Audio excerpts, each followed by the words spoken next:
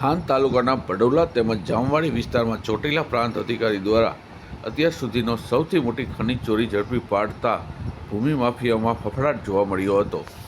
થાનગઢના ઇતિહાસમાં કોલસાના કાળા કારોબારની સૌથી મોટી રેડ ચોટીલાના નાયબ કલેક્ટર એસ.ટી. મકવાણાએ 2 દિવસ પહેલાં કરતા જામવાડી તથા ભડોલા વિસ્તારમાં કરવામાં આવેલી. આજે ત્રીજો દિવસ પણ હજી સુધી કોલસો તથા ચરખી ભરવાની કામગીરી નાયબ કલેક્ટરને સ્થાનિક તંત્ર દ્વારા ચાલી રહેલી છે.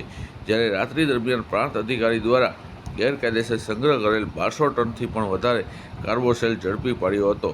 આ વાત પરથી અનુમાન લગાડી શકાય કે આ રેડ દરમિયાન કરોડો રૂપિયાના ગેરકાયદેસર કોલસાનો જથ્થો ઝડપી પાડ્યો છે, જેને લઈને ભૂમિ માફિયાઓ ભૂગર્ભમાં ઉતરી ગયા છે અને ગેરકાયદેસર ખનન કરતા મજૂરોને પણ પોતાના વતન પરત મોકલી દેવામાં આવ્યા છે અને મજૂરોને પણ ચેતવણી આપવામાં આવી છે કે જો અમે ફરીથી ગેરકાયદેસર થતા કાર્બોસેલની ખાણમાં કામ કરશો તો તેમની સામે પણ કાયદેસરની અને કડક કાર્યવાહી કરવામાં આવશે, જેને લઈને અન્ય મજૂરોમાં પણ ફફડાટ જોવા મળી રહ્યો છે.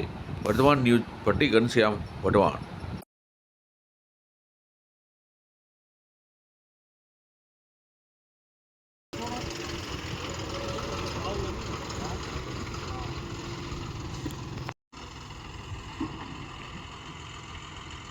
भराई दियो भाई, भराई दियो, पूरा भरा गया।